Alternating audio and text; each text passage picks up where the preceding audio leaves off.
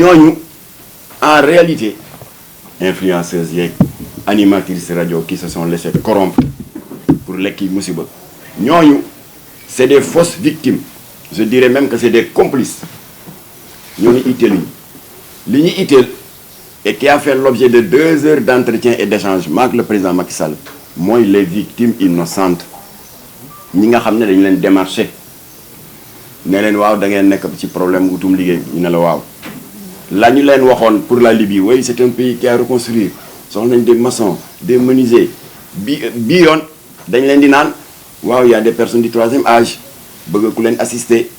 y a des couples yoo xam ne ku góor ki day liggéey ku jigéen ki day liggéey am doom bëgg benn babysitter yu mel noonu ñii bon kii milliardaire la bu am château bu rëy dafa soxla ku koy toppatool jardinage am arrosage yi yooyu lañ leen di wax dans ce dossier de Dubaï jël seeni këyit ñi joxe 800 000 ñi fay 1 million rabatteurs yi dajale leen yóbbu leen waaye dès l'instant que présenté nañ leen à leur employeur ba ñu encaissé seen commission des 2 côtés ba seen poste fees dal ñu disparaître dans la nature ñooñu ñoo mat a rëbb. Alors léegi nag de tous les témoignages que nous avons tous entendus dans les réseaux sociaux te amul témoignage bu gën a crédible bu dul ay victimes qui ne se connaissent pas et qui disent la même chose li wolof di wax naan ku ñëpp a tuuf li nga tooy kon am na lu xew ñoom ñëpp daal reconnaître nañu ne ba ñu ne cëpp Dubaï ki leen intercepté au nom de leur futur employeur acte ba mu njëkk a posé mooy retirer sa passeport c'est suspect xanaa kii la nga ko nar a liggéey loolu du jàmm jël sa passeport denc ko alors de plusieurs témoignages gis nañu ne ba ñu eggee seen patron pervers sans tourner longtemps autour du pot kii daf naan def ko ne soxlaawuma la mbindaan ak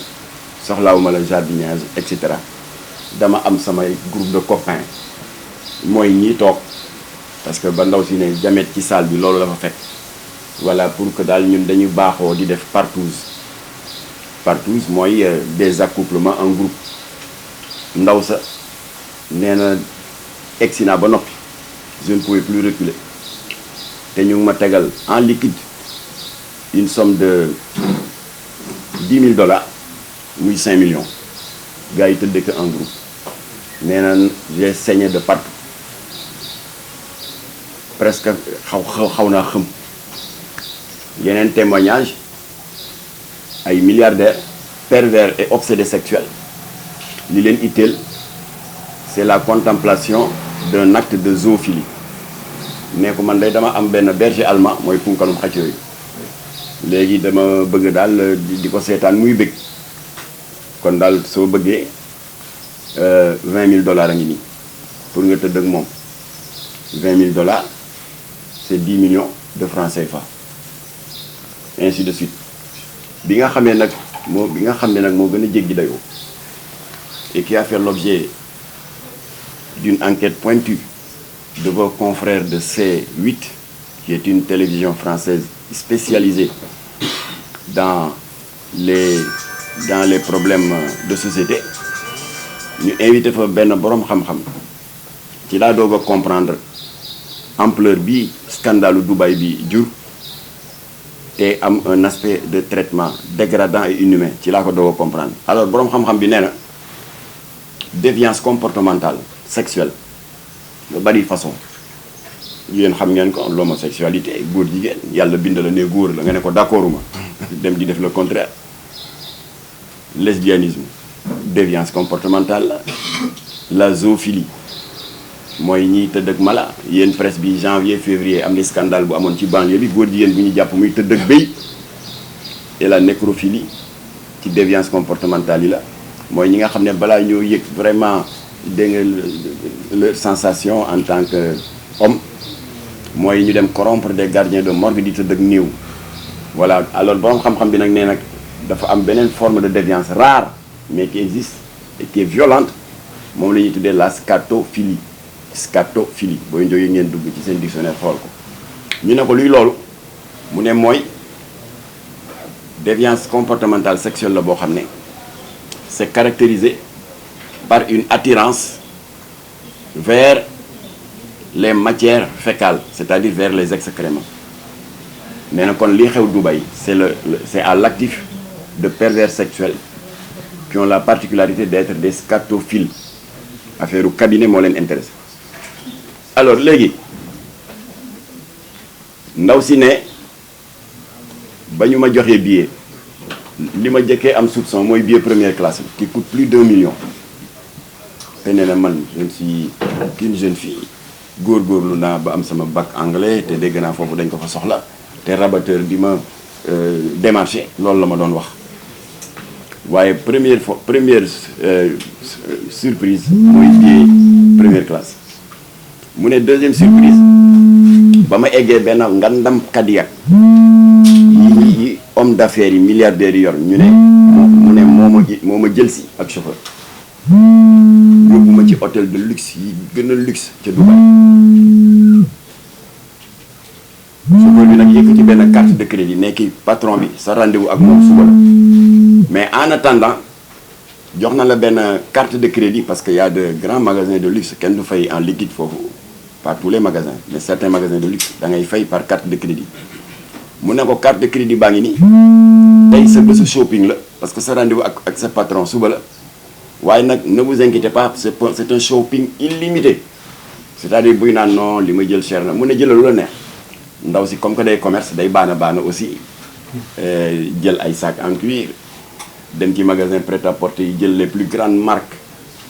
de vêtements sol maalu oto bi ak ci ginnaaw ba mu fees ba amatul fu mu def ay yére. alors chauffeur bi daal di koy yóbbu mu dal ci hôtelam. nee na c'était la première fois ba ma eggee hôtel ba ca laa am communication téléphonique ak waa ji ma embauché.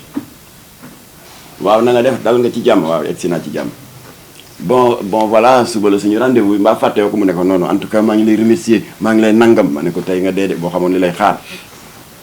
effectivement le lendemain chauffeur ba jël si ko ba mu ñëwee waa ji était seul dans son salon célibataire la milliardaire bien habillé waaye boo leen gisee ak seen jàllaba yu rafet yeeg égal yu ñuul yi ndeysaan da ngay defee ne ay sëtu yonentam lañ c'est des vrais pervers sexuels. waa ji ne ko soxlaawuma la rapport sexuel soxlaawuma la joteeg yow ci lal bi soxlaawuma la dara si kanam tuuti damay naan benn laxatif masalan seere wala constipation ku mu dal xam ngeen ne pharmacie boo dem dañuy laal jaay laxatif bu ko defee bu defee FM 15 minutes après da ngay tëdd fii ma jonkan sa kaw yet bi sama ay ginnaaw kër sa kaw ndaw si xaw a ba yàgg daal di def c'est combien waaye ñoo ko bii moom mooy tarif bu mag bi c'est 40 000 $. ça fait combien du 20 millions ndaw si ne 20 millions day bu defee bagage am yi sama kaw xanaa damay doog rek sangu ji mu jeex naar bi ne ko déedéet da nga koy lekk. moo tax foog ma def parenthèse parce que loolu dafa yéeme mystique dafa am ci biir masalan ñun ñëpp suivre nañu kii live yi guérisseur traditionnel di def ci YouTube bi en pagaille surtout ñi naan dañuy faj jinne faj rabak léeg-léeg mu naan waaw kii nangama ko dal waaw ay faru rab jëkkër ji ñëw dem ku ko bëgg a takk jabar daw te pourtant ku taaru la jinne rek la daal di def kii bi en direct du ma tudd ay tur parce que vous les connaissez waaw gis nga de ndaw saa nga yuuxu waaye du moom jinne ja nekk ci biir mooy yuuxu ndax yii may tari moo koy lakk jinne ja wàcc na jóge na ca bopp ba mu nga ca put bi mu ngi ci biir bi gis nga mu ngay yëngatu mu ngay agité wu wàcc na mu ngi ca oom yi mu ngay génn mu nga ca baaraamu déy ba génn na jeex na elle va dormir peut-être 1 heure de temps 2 heures waaye bu paree alors mën ngeen ko yóbbu rab bi dana tàggu moom. waaye am na yeneen maam mën yu def yu gën a garaaw am na ci koo xam ne dafa jël li tax ma def parenthèse bi pour ngeen xam lan moo waral ñu tëral nit di ko cabinet ci loo xam ne c'est un non-sens apparemment. alors keneen ki ne daf ma seet si diw daf ma seet si nee na daal addunaam dafa jaxasoo